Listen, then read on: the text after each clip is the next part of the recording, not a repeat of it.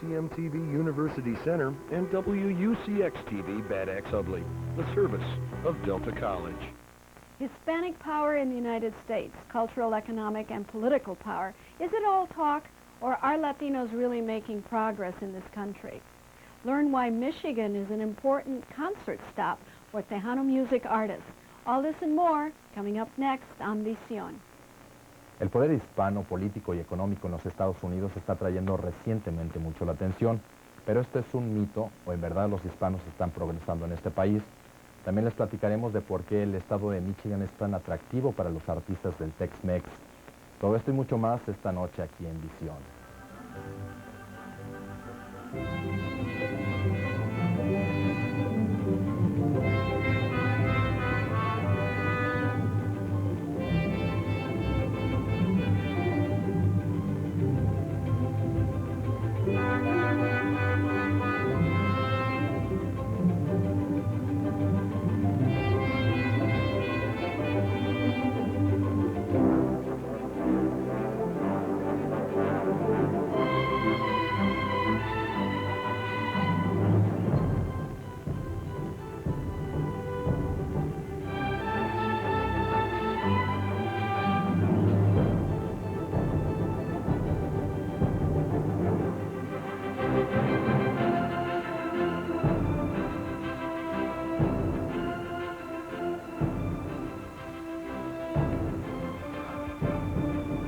¿Qué tal? Muy buenas noches, bienvenido. Yo soy Ricardo Vázquez. Visión es un programa de revista mensual que en esta ocasión celebramos el 187º aniversario de la independencia de México. También esta noche celebramos el inicio de las festividades del mes de la herencia hispana en los Estados Unidos. Visión es un programa de entrevistas y reportajes de importancia para nuestra región aquí en el estado de Michigan y por supuesto es una portada a nuestro punto de vista. De ser posible y cuando sea posible les llevaremos este programa también en español. Me encuentro en el cuarto de control de Canal 1935 de Televisión Pública y me acompaña Rosa Morales. Welcome to Visión. I'm Rosa Morales. Visión is a monthly TV magazine show focusing on issues and stories which impact Hispanics in Michigan. We also open a window on the world offering a unique perspective, and in Spanish wherever possible. And since we're kicking off Visión during the 16th of September, Mexican Independence Day, we have a lot to celebrate during Hispanic Heritage Month. Let me share with you a brief background on why this date is so important in Mexican history. In 1810, Mexico began its struggle to gain independence from Spain. It was a struggle that would take many years and cost thousands of lives. This date is not the same as the 5th of May, Cinco de Mayo. That happened in 1862. The struggle and the ultimate victory for independence finally came, and that date is so important to Mexicans and Mexican Americans because it reminds us of who we are and where we came from.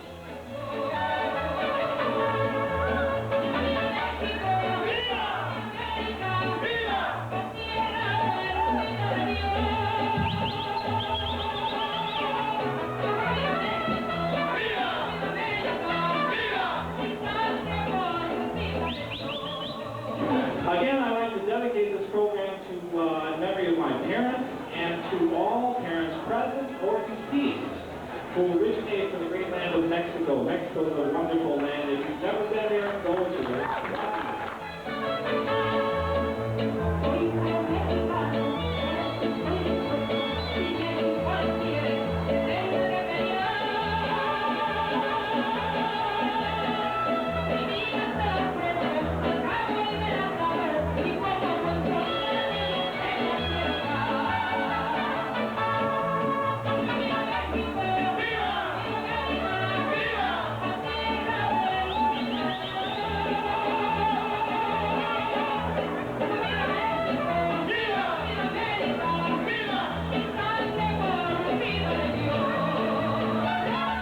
In our first report, the strong economic, political, and cultural links between the United States and Mexico got a lot of attention recently when the International Association of Sister Cities annual convention was held in Saginaw.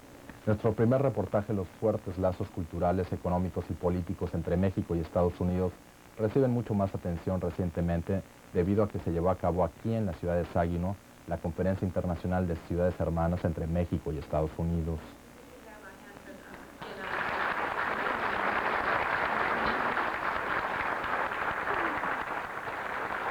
About 200 participants from Mexico, Canada, and the United States attended the 34th Annual U.S.-Mexico Sister Cities International Convention at the Saginaw Civic Center.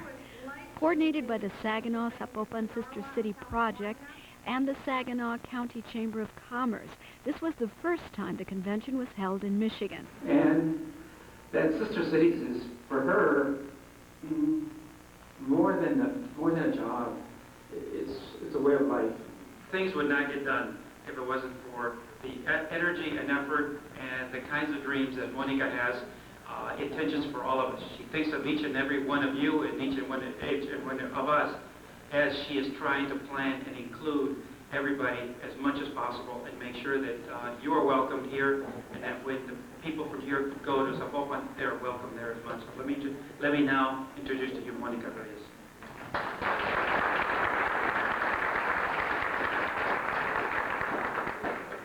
It's not true. We have probably 40 or 50 people that have been working around the clock for the last 3 days, but I've also been preparing for the last 11 months, so I want to say that it's not just me. I got a big whip, though.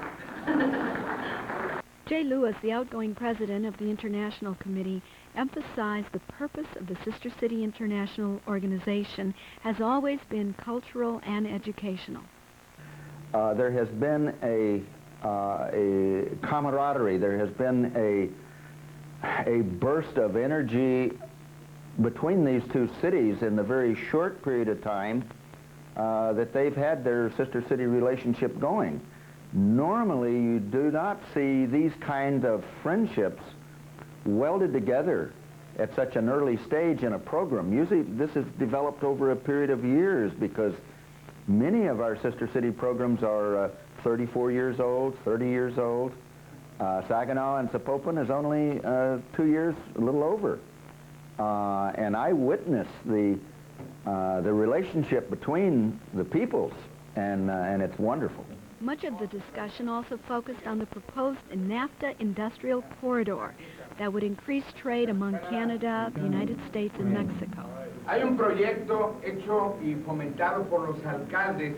There's a project, he's going to mention the NAFTA de Canadá, de Estados Unidos y de México. Canada, Mexico, the United States, the NAFTA highway. Estamos hablando de un corredor industrial. Touristic and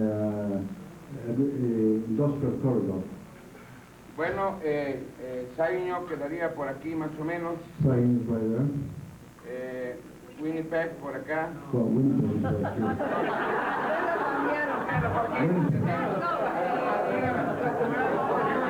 Le pregunté a Martina y me dijo que quedaba acá. He asked this lady and people in the Muy bien. Laredo. Laredo right there at the border, Mexican border. Laredo. Kansas. Kansas right there. Houston por aquí, ¿sí, verdad? Houston. Por aquí. Yes. Muy bien. Zapopan. Zapopan is at the very far end. Aquí así. Right there. This is at the very far end of the corridor. Este corredor industrial This industrial está muy corridor fácil. is very easy. It's at the central portion of the United States, Canada and Mexico. Viene en esta dirección. That's the direction. Es un corredor que nos va a ayudar a todos. It's a corridor that will help us all.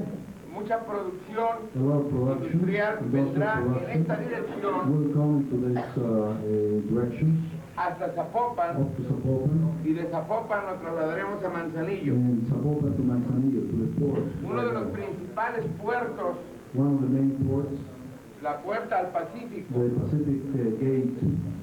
que si ustedes sacan las distancias de aquí a donde podrían sacarlo por un puerto de los Estados Unidos, If we take the measurements from the central portion to the coast, to the American coast, or from that place to the Mexican area, es mucho más corta la distancia de este lado. is shorter the Mexican area up to... Los costos también son mucho más baratos aquí que acá. The costs are cheaper that way than the other areas. Representatives from government, business, and education, as well as the community, explored the growing economic and political clout of international trade. We were wondering if any of you knew which metropolitan area in the United States was considered to be the largest exporting area.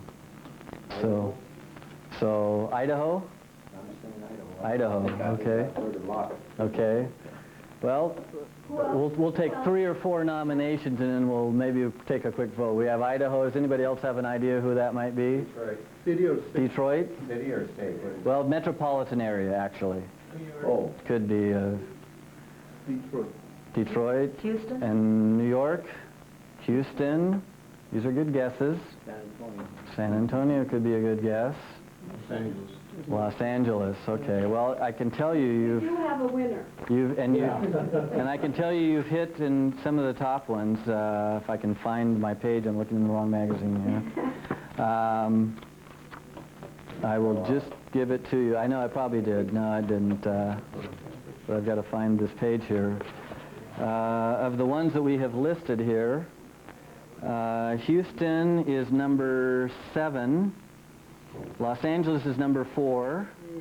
New York is number 2. No one mentioned San Jose, which is number 3. And Chicago is number 5. But number 1 is Detroit. So there has been some publicity in the local papers, so certainly, well, in the Detroit paper. So maybe you had an advantage here, but Detroit. Number 7 was Houston. 1, 2, 3, 4, 5, 6, 7. San Jose is number 3. Yes, yes.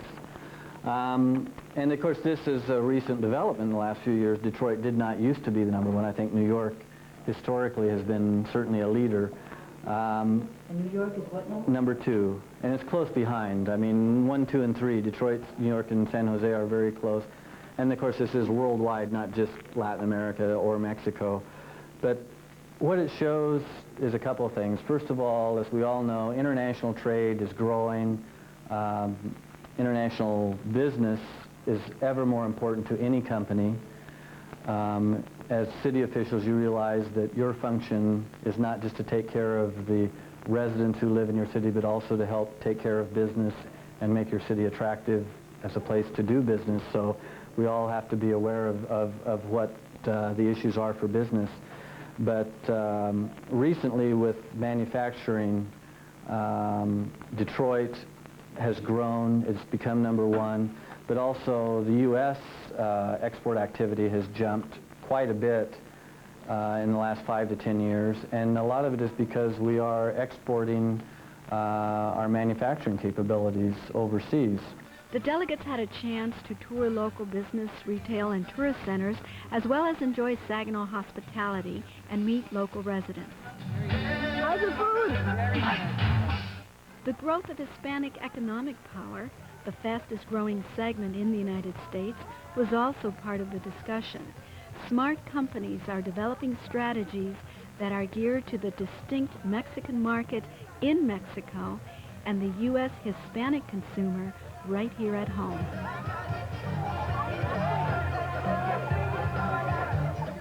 Despite criticisms from some sectors, local officials had positive reactions to the sister cities' experience.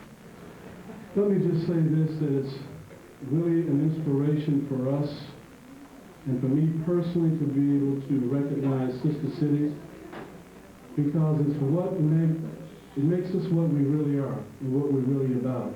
It's really about people. And if we're going to make the difference today, it's going to start with people in gatherings like this. I always talk about the diversity, and I say this every place I go, because it's the most important thing. God never made us all the same. He made us different. There was a reason for that. And I appreciate the diversity. I appreciate, and I always say our brothers and sisters, obviously, you know I have a Baptist background. I appreciate them for all the diversity and the strengths that they bring. When I go to Zapopan, if I go to Africa, Japan, wherever, I am enriched by that visit because I have And I've been able to absorb their culture, and it's made me better for that, because I've become sensitized to the different people and the different feelings and the different folks that we have to deal with on a daily basis.